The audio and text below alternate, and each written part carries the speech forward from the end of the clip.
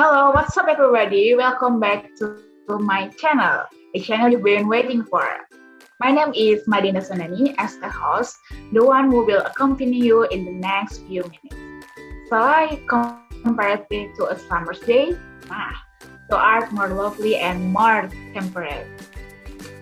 You might seem familiar with a piece of poetry that I just said.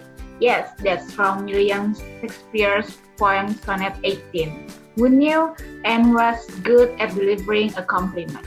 That's right. Today we are talking about Shakespeare's sonnet. Today's topic will be about Shakespeare's Sonnet 18 is famous, but is it still worth discussing? Before that, let me tell you all that we have several amazing guest stars to discuss this Sonnet 18 by Shakespeare. First, I will go to Cintassa Agni, a literary enthusiast. She is books addicted. I am really amazed that she can finish reading a book faster. How are you? What are you busy with right now? Ade, it is such an honor to be invited to your talk show. I'm pretty good today.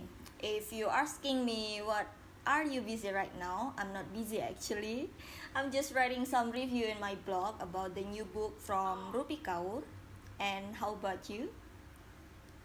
Well, just like you, I am also good. Thank you for asking me, Cintasa. Wow, I really waiting for your another review anyway. It must be amazing as usual. I also have another literary enthusiast. He is Fidaiyatul Milah. She is a high school student who has a hobby of reading fiction novels. Each book is approximately 1,000 pages and only takes 1 week for 3 novels.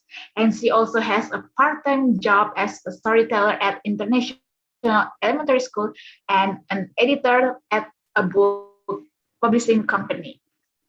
Vida, welcome. Thank you, Madi. It is such an excellent explanation of my experience. Thank you very much. What I do right now is not much actually. As you said before, I just do my hobby, which is reading fiction novels, going to school, and doing my part-time jobs. Sounds flat, isn't it? Come on, it doesn't flat at all. That sounds interesting. I would like to try one. Anyway, thank you, Vida. I will introduce another guest. It's Kamilatul. She is an eccentric figure whose poems have inspired millions of people.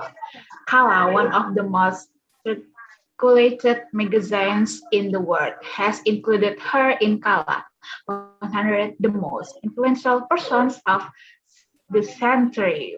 What are you busy right now? Kamilatul. Hi, thank you, Made. Nice to meet you. Actually, the last few weeks I've been busy writing poetry, trying to make several poems again and again with several revisions in order to create poetry that is, of course, easy to understand and has its own uniqueness. In addition, I also want my poetry to not stop there and hope to continue to inspire others. Wow, as expected. Looking forward to your writing, Kamilatul. I'm so excited. Thank you, and let's move to the last guest. She is Rini, an actress who starred in several movies adapted from literary works, such as Tenggelamnya Kapal Titanic, Di Bawah Naungan Kopiah, A Tale of Two Besties, Uncle Tom's Cabin, Great Gaby, and many more. Rini, how are you? Hi, Madeline, and all the Hi. guests. I'm doing great, and it's such an honor to be here. I've been follow your talk show, and I love the discussion as well. And it is a great chance to be with you here. I never met face to face since the last gala premiere, the day we met. Are you remember? Oh my God, you remember it? I'm happy interested that you followed my talk show, and actually, I'm so honored for your coming as partner talks. Okay, we already know the background of all the guest stars here. Without further ado, let's talk about Sonnet 18 by Shakespeare. What do you think about Shakespeare's beautiful masterpiece? Why is it Sonnet 18 more famous than the other sonnets? Maybe some of you can deliver your thoughts. Sure, I would like to share my opinion about this masterpiece. So, based on what I know, Sonnet 18 is a famous poem written by William Shakespeare in the late 16th to early 17th centuries. And this poem is also one of 154 popular sonnets that were written by Shakespeare. And I think what makes Sonnet 18 more famous than the other sonnet is the way Shakespeare wrote sonnet itself. And he doesn't mention in his poem that it is meant for men or women, but he prefers to use the pronouns thee or thou, which we don't know to whom the poem is addressed. So mysterious, right? And then he also used iambic pentameter in this sonnet, which in my opinion, it is easy to be pronounced when we read it. The rhyme is also structured like AB, AB, CD, CD, EF, EF, and GG. The Sonnet 18 is not an easy poem to be understood. Actually, I had an experience when the first time I read this poem. I was having a hard time to understanding and knowing the meaning behind the word that Shakespeare wrote in Sonnet 18. So I decided to read it again and again to get the point of it. So in my opinion for this poem, you cannot understand the meaning if you only read once.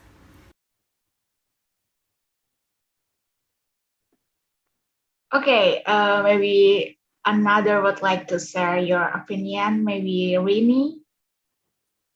Okay, I'm agree with what Chinta is saying. I'm totally agree that Sonnet 18 hits different. We have all heard any interpretations around the literature master, and I'm not gonna share it twice. And I couldn't have any better thoughts than all the guests here, which I believe are the best on this topic. However, things that I want to point it out that every art, including this sonnet, leaves meaningful thought to the individuals, perhaps changes someone's life. For example, in my experience when I was in college and once discussed about the sonnet, I had a first crush on this line. Shall I compare thee to a summer's day? At that time, I was known as that girl just because I often appeared on their screen and I was like, feel enough and full with my achievement, my career, but by this sonnet, lovely sonnet, made me think that I was nothing more than a person compared to the summer's day. Summer's day is the best weather, good vibes, and all things about summer's day is lovely, but this sonnet like reflects that there is something or human that is more lovely, temperate, and beautiful than summer's day. Knowing that I just like, oh my god, I was nothing and I should not be enough with this achievement, and I should take more stones to be successful. But I was grateful right now. And if I should describe this sonnet in one word, it will be inspiring. Wow, what a great, amazing opinion. Thank you for the opinion, Cinta and Rini. But both of you are really so into this Sonnet 18. Some might love the romance vibes, but Rini has her different point, inspiring, and that's what makes these sonnets are more unique. Me actually also agree that Sonnet 18 is really hard to understand. Before the show, I was like, oh my god, I'm reading it like for 1,000 times until get the point. So I agree that we cannot understand the meaning of poem if you only read it uh, I'm sorry. And now I'm curious, Vida, maybe you can tell us about what sonnet is actually talking about. Sure, Madi. The first 8 lines of Sonnet 18 present the question and the tentative answer at the line or the third stanza, and then in the couplet, he provides a final answer for resolution or a summary statement on the poem itself. This sonnet begins with a rhetorical question describing a speaker who is not sure whether he can compare Thou, which I mean as his beloved, with summer sea. So the main feature of speech of the sonnet 18 is metaphor, in which the speaker extended the metaphor into each paragraph. And why is he not sure to compare the Thou with summer day? Because Thou art more lovely and more temperate. There is a repetition of the word more to emphasize that his love is more and more than summer day, which is inconsistent. A summer day is sometimes too short, too hot, too dim. It means that the natural word is changing because of the time movement. That's why I called it inconsistent. So it is talking about the speaker wanting to compare his love with summer day, right? Yeah, Madi. Okay. I would like to move to Kamilatul. How about you? Would you add something maybe? Yeah, I think Frida has explained most of the contents of Sonnet 18. And in my personal opinion, Sonnet 18 by William Shakespeare is indeed very unique. The story of how the author describes someone he considers very special and lovely.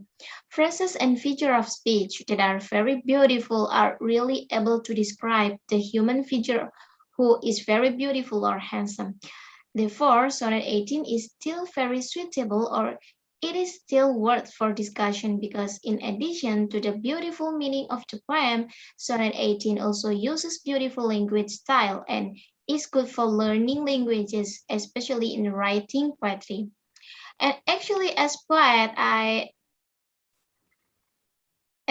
a poet, I'm also very interested in the elements of denotative and connotative language used by Shakespeare in this poem.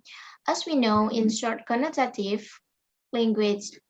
connotative language is a word that contains a figurative meaning or an untrue meaning, while denotative language uses the actual meaning.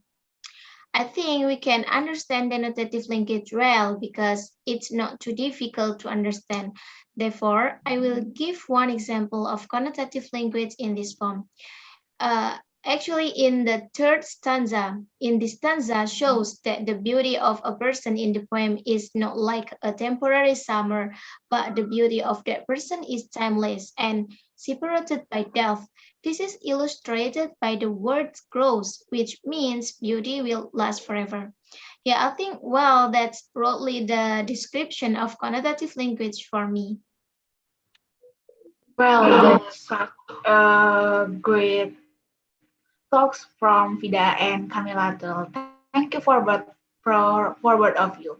Since we have already shared our opinion together about Sonnet 18, and we can say that Sonnet 18 is still worth discussing because Sonnet 18 is one of the classic poems that is still considered as the easy one. For example, the rhyme and the rhythm are still easy to analyze. The ideas and issues that Shakespeare addresses in this sonnet are still relevant to people today on how he uses many subtle characteristics of human nature and emotions. Anyway, thank you for our guest, amazing guest star here. Thank you for sharing your thoughts. Maybe this is the end of our session. Goodbye. Don't forget Bye. Thank you guys. Bye. Nice to meet you. Thank you. Forget to stay tuned on my channel. Goodbye and have a good day.